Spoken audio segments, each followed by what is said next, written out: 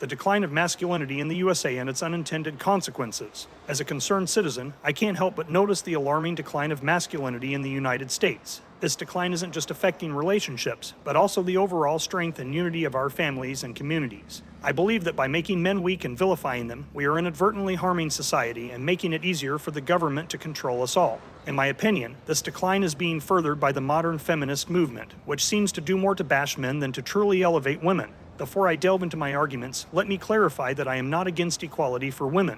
I believe that both men and women deserve equal opportunities and rights. However, I also believe that men and women are not equal in every way. Our strengths and weaknesses complement each other, and we should recognize and celebrate these differences rather than trying to eradicate them. The new feminist movement seems to be focused on tearing down men rather than uplifting women.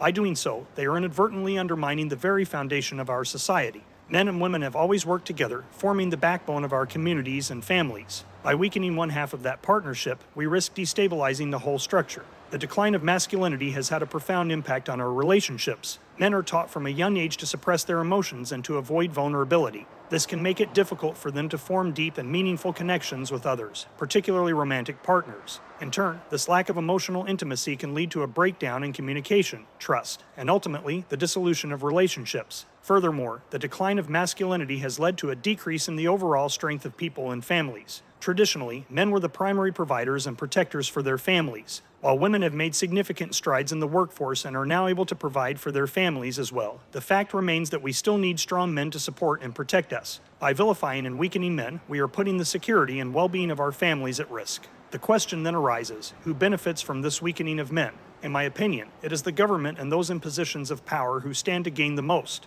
By dividing and conquering us through this misguided narrative, they can more easily control and manipulate the populace. This strategy has been used time and time again throughout history. By creating an enemy and turning people against one another, those in power can maintain their hold on the reins of society. As an individual, I feel compelled to raise awareness about this divide and conquer tactic and the various ways it is being employed to undermine our society. By understanding the true nature of the modern feminist movement and the role it plays in the decline of masculinity, we can work together to push back against this harmful narrative and reestablish a balance between the sexes. In order to address the decline of masculinity, we need to start by redefining what it means to be a man. Society has placed an enormous amount of pressure on men to adhere to a specific set of expectations, to be strong, stoic, and unemotional. This rigid definition of masculinity has not only been harmful to men themselves, but also to the women in their lives. We need to encourage a more flexible and compassionate understanding of masculinity, one that values emotional intelligence and vulnerability. By doing so, we can help men to form stronger connections with their loved ones and create healthier, more stable relationships. Moreover, we need to recognize the ways in which the modern feminist movement is contributing to the decline of masculinity and work to change its focus. Feminism should be about empowering all individuals, regardless of their gender, to reach their full potential. By shifting the narrative away from vilifying men and towards celebrating the strengths and differences of both sexes, we can create a more inclusive and supportive society. In addition, we must promote open dialogue and understanding between men and women.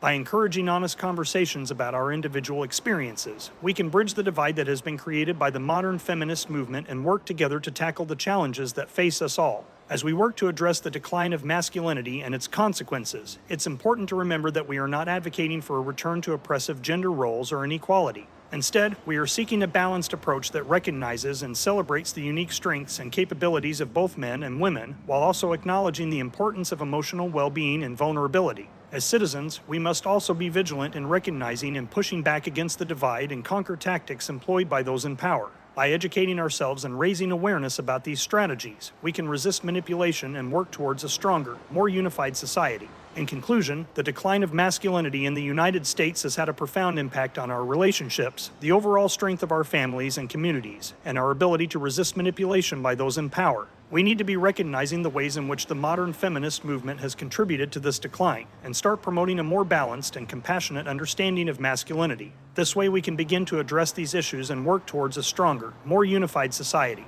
I hope that my perspective on this issue can contribute to a larger conversation and inspire others to critically examine the narratives that are being pushed upon us. Together, we can challenge the status quo, resist manipulation, and work towards a future that celebrates the unique strengths and differences of both men and women. Let's stand united and strive for a society that truly values and uplifts all of its members, regardless of their gender. What do you think of his opinion? If you disagree, where is he wrong? If you agree, where is he most right? When you subscribe, be sure to click the notification bell. Click here for more Tangled threads.